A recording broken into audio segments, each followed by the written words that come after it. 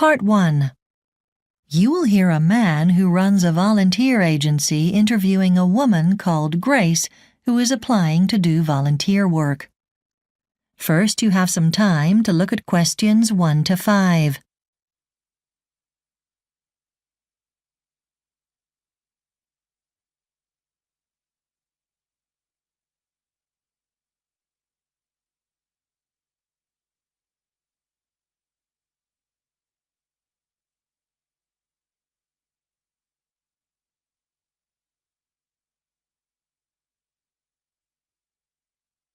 Now listen carefully and answer questions 1 to 5.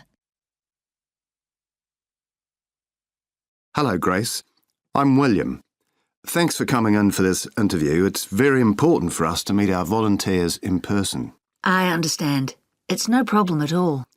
OK, let's get started. What's the best phone number to contact you on? My mobile phone's probably best. The number's 021 636 7189. But I can't always answer it during the day. I'll give you my email address as well. I check it frequently. OK, I'll make a note that email's a good way to contact you. What's the address? It's graceb@travel.co.nz. I chose it when I was younger, and I just haven't changed it since. It's easy to remember. Now, do you have any particular qualifications, Grace? I'm a housewife now, but I used to be in teaching. I trained for that and got my diploma, although I haven't done it for years. Before having children, I worked as a bank teller. All right. I need to find out when you'll be available during the week. You said you have children. Are they at school? Yes, both of them are. So I can't start work before 8:15 in the morning or work past 3 o'clock in the afternoon. So you'd be looking for about 4 or 5 hours a day, say 9:15 a.m. to 2 p.m? That gives you time to get to and from school to work. That's perfect. It's important for me to be there for my children. Of course. And are you looking to work Monday to Friday? Yes. If it gets to be too much, I can rethink it later. Now, Grace, you obviously have a lot of work experience, but have you done any volunteer work before? During the Rugby World Cup, there were many visitors who didn't know their way around or what they should see and do in Auckland City. So I worked as a guide to help introduce the city to tourists. I really enjoyed it. OK, good. Have you done anything else? Perhaps when you were at school or university? Did you do any volunteer work there? When I was at university, the manager of a netball team asked me to be the coach, and I did that. Great. It sounds like you like your sports. I used to, but not so much nowadays. OK. Before you hear the rest of the conversation, you have some time to look at questions 6 to 10.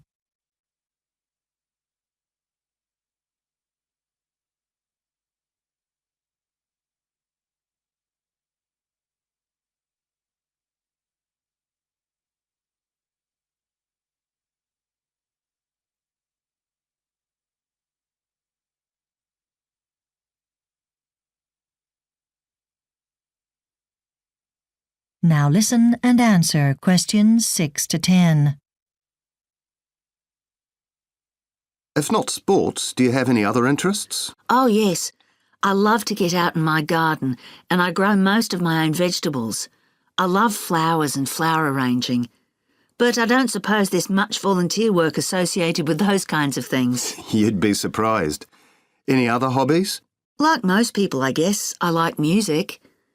Actually, I can play the guitar, but I haven't done much for a while, so I'm a bit rusty. One day I'd like to have a go at the flute. OK. That gives me a good idea of the type of work you might be interested in. Ideally, it'd be something that combines your experience and your hobbies. If you're interested in something outdoors, I have a position helping out on a farm. That's just for a month. It's not too physically demanding, though it does require you to be on your feet all day. And it'd be nice as long as the weather is fine, but I imagine it could be uncomfortable in the rain or the heat. In the past, we've had many positions working in community centres. They've been working with the disabled or teens. The position we have available now is with elderly men and women. They have activities like flower arranging, music lessons, sing-alongs, things like that. Both of those sound great. I'm really open to anything. That's nice to know. Just a couple more questions. Why do you want to do volunteer work? Well, now that both my children are in school, I'd like to make some friends as I've got the time on my hands. Also, I like the idea of helping others. And last question, how did you find our agency? We aren't in the phone book. Did a friend tell you about us? No, I was on my way to school the other day and I saw your advertisement at the supermarket. It's good to know someone sees those ads. Thank you again for coming. That is the end of Part 1. You now have 1 minute to check your answers to Part 1.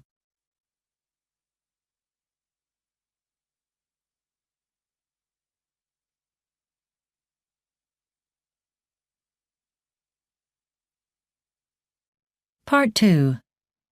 You will hear the owner of a strawberry farm talking to a group of new employees. First, you have some time to look at questions 11 to 14.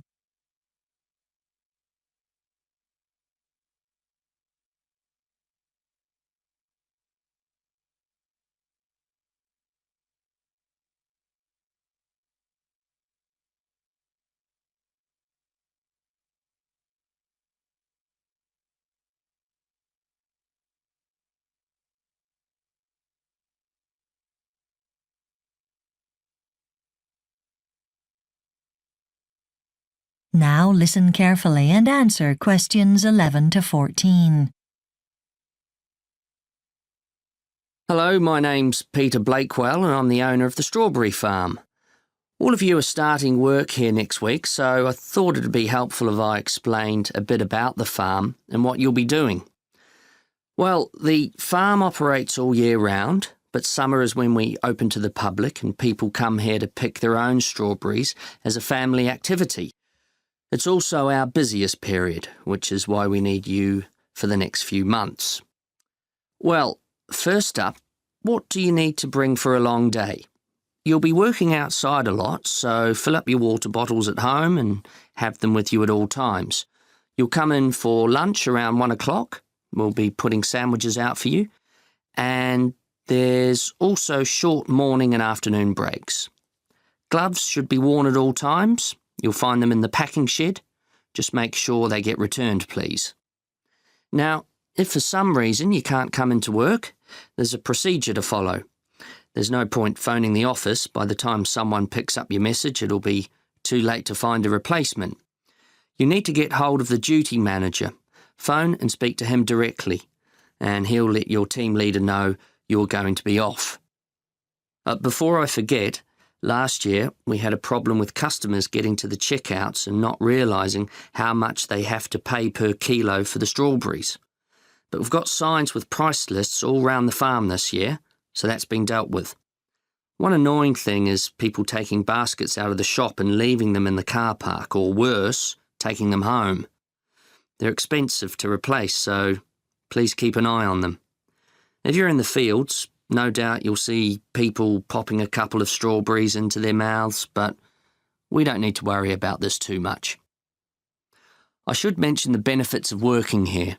For a start, you get to take home a good-sized carton of strawberries at no charge. Your family members can also get 15% off the fruit they pick. Discounts don't apply to the gift shop, I'm afraid.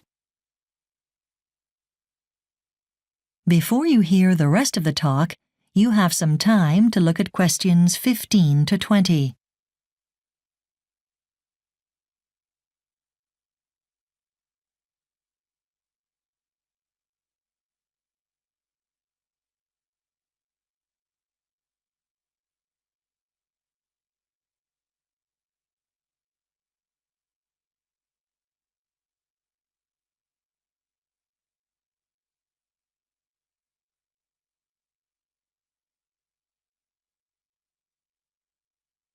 Now listen and answer questions 15 to 20. All right, let's look at the map you all have to give you an idea of the farm's layout. We'll start with the staff room. See the main building? The entrance is at the bottom of your map. Well, above the main building on the map is a row of 3 smaller buildings. The staff room is the middle one. If you need to go to administration, that's easy to find. In the main building, you've got the 3 checkout desks in the bottom right-hand corner and the cafe in the top corner. And the other large inside area is the shop, so administration is the other room there. It's in the top left-hand corner.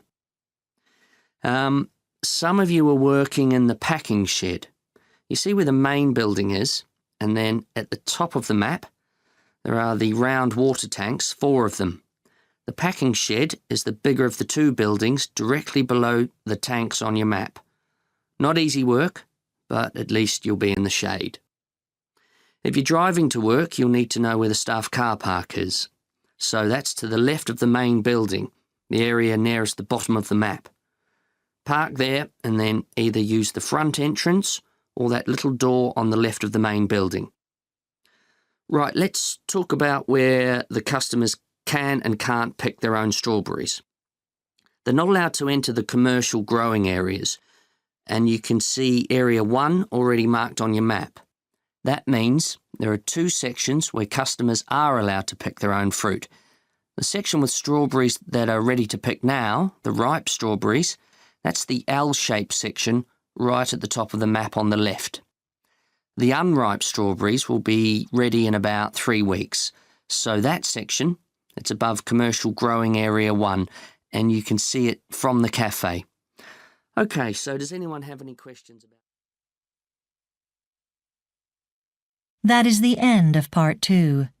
You now have 30 seconds to check your answers to Part 2.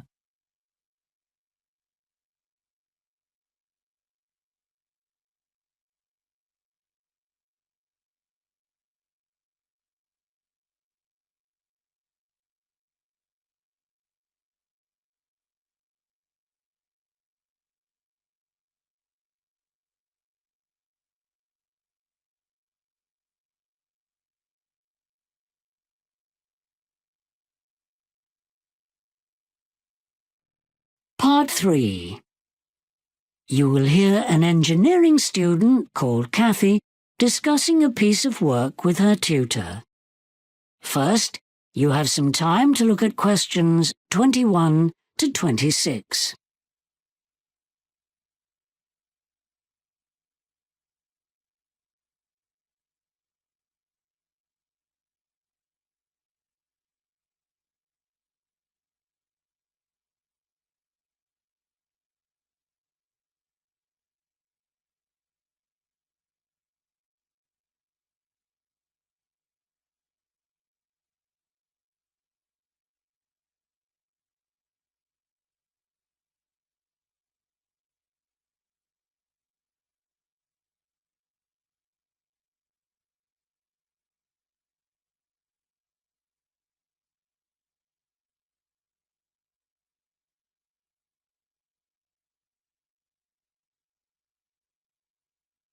Now listen carefully and answer questions 21 to 26. Hello, Kathy. How's your dissertation on water pumps going? Not too bad, thanks. I'm getting on well with the literature review now, and my lab work's fine so far. Oh, that's good. Remember, you should aim to have your results section completed by the end of next month, so there's plenty of time to finalise the whole thing by the summer deadline. Anyway, looks like you're on track. I've been through your first chapter now, and I was quite impressed. Oh, that's a relief. Well, sometimes your sentences are a little long and over-complex, but the overall structure of the piece is very clear. I'd recommend you get a critical friend to go through it with you. Then, once you've built in citations of other work in the field, I think it'll be pretty good. Oh, thanks. I was pleased I decided to focus on water pumps. You seem to be testing an appropriate range of pump design. Lots of students make the mistake of either restricting their range too much or, conversely, not narrowing it down enough. You've managed to avoid those twin traps. However, I think you'd get more convincing results if you took some additional measurements. I've noted exactly what I mean on your work. Yes, I thought that might be necessary, and I know I need to get down to some more library work too. Well, I don't think that's essential at the moment. Oh, right. So what do you suggest I do next? Repeat my last experiment using different variables? Well, you could have a word with James Higgins tomorrow. He's coming here to give a lecture on hydraulics to the faculty, and it would be a great chance to have a chat with him, especially as your experimental work has drawn so heavily from his last article in the British Engineering Journal. Oh, fantastic. And you never know how successful a chat with him might turn out to be. I got my first research post when I was a final year student and asked a visiting professor to explain what he meant in some article he'd written. So I urge all my students to take any such opportunity that arises. But times have changed. People like that are too busy to talk to mere students these days. I don't know about that. Anyway, is there anything else I can help with? Any practical information about layout, perhaps? Well, I suppose I'm a bit unsure about how the bibliography should be presented. Mind you, I can just check what's normally done in journal articles, so that's not something to bother you with. I'd welcome some guidance, though, about what I should or shouldn't include in the appendices. I know some things, some of my data tables or details of specs perhaps, are not really needed in the main body of the text, and I'm likely to be pushed for words there. Okay, I can certainly help you with that. But it will take a while, so can we deal with that next week? I've got that solar panel seminar to go into in a few minutes. There's plenty of work you can be carrying on with in the meantime. Sure, that's no problem. I think I'll go and investigate the latest version of the CAD software to see if it might help with my pump design experiments at all.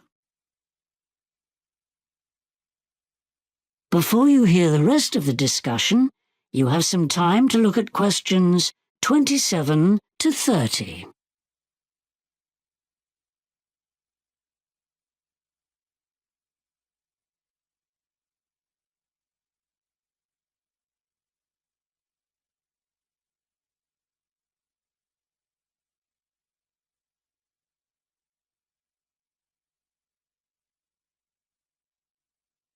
Now listen and answer questions 27 to 30.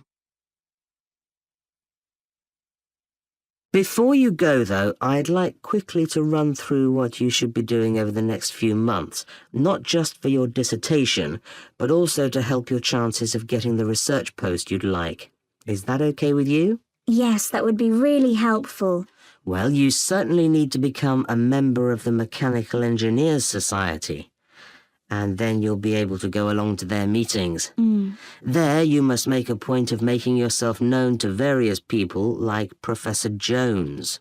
He's the current president and is very approachable. Okay, so I could do some networking there. Exactly.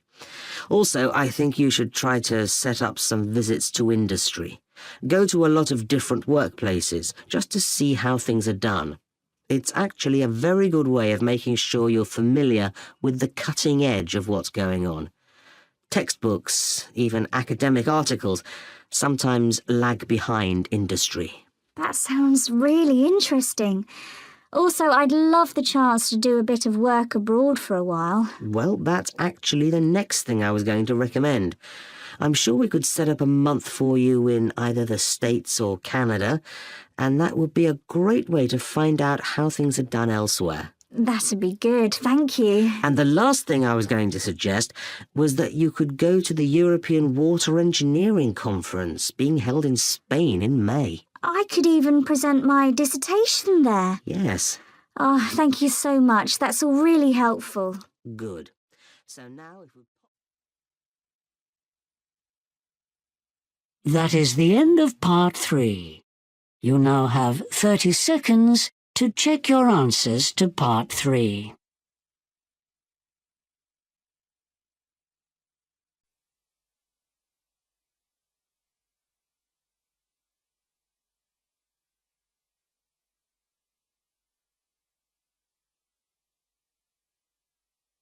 Part 4.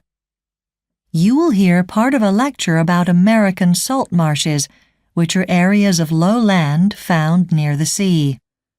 First, you have some time to look at questions 31 to 40.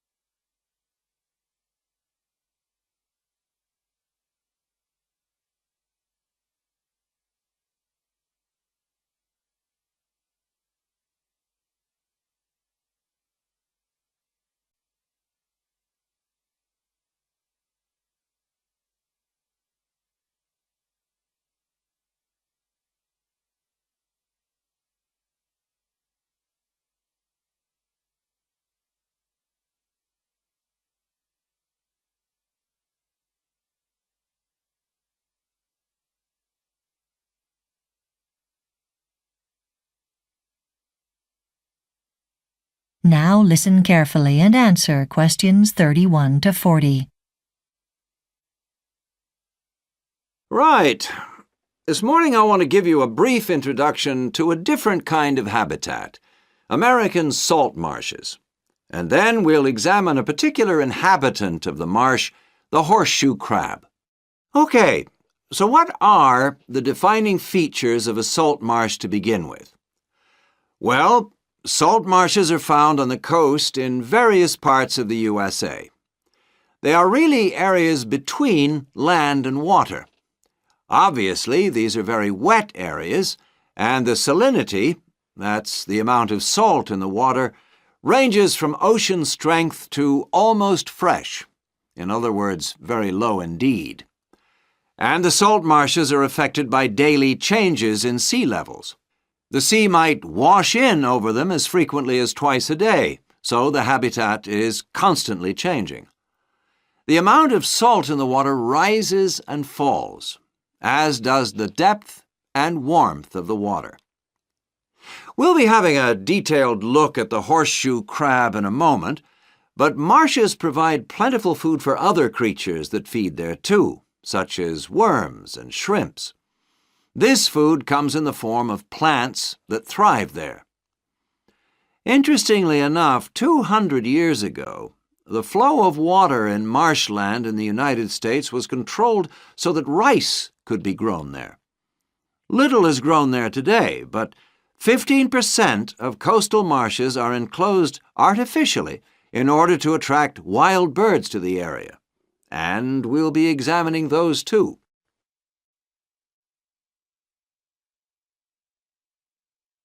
But before looking at the wildlife, there are a few political issues to make you aware of.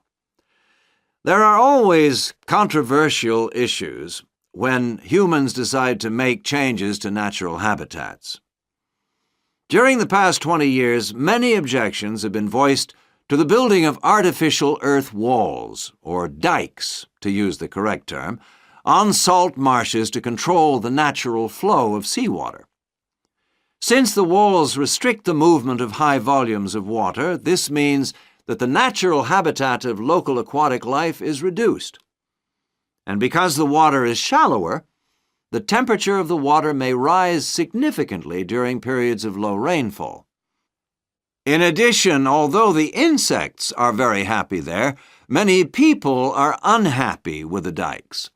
This isn't because they distract from the natural beauty of the landscape, but because their presence means it's more difficult for walkers who appreciate the marshes to go where they want. There is controversy over the different values placed on the resources of the marshes. Some people would like to see them used more fully for hunting, while others would like to see business permits granted to allow for further development. Interestingly, in the mid-20th century, marshes were not thought of as valuable at all, and over half of the salt marshes in the USA were destroyed at that time. In the main, this was due to filling the marshes to create more land for housing developments and to control the mosquito population. However, state laws now do reflect the importance and growing appreciation of marshes, not only as natural habitats, but also because they provide a natural barrier against storm damage, and therefore limit the amount of land lost to the sea. Right. We'll be debating some of those issues in the seminars, but let's now turn our attention to the horseshoe crab, which is the focus of our study this morning. Horseshoe crabs have changed very little in the last 350 million years. I find them interesting in many ways because they are, in fact, distant relatives of the spider, and not crabs at all. They look quite dangerous. In fact, they are absolutely harmless. The horseshoe crab's main diet is one of shellfish, but they will eat worms too. The crab places its food near its mouth, in the center of its underside where its legs are attached, and grinds and crushes it there. It has 5 pairs of legs. The female lays between 200 and 300 eggs and comes ashore to do that. This process takes place in spring, before the sand heats up in the summer months. Right. What I'm going to do now is show you some photos. That is the end of Part 4. You now have 45 seconds to check your answers to Part 4.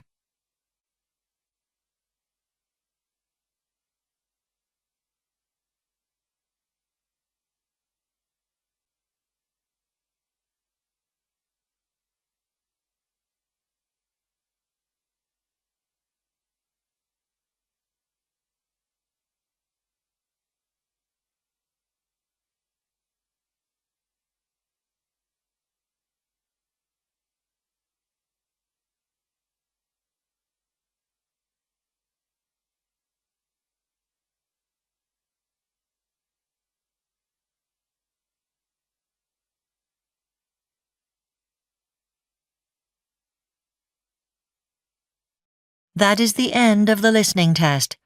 You now have 10 minutes to transfer your answers to the listening answer sheet.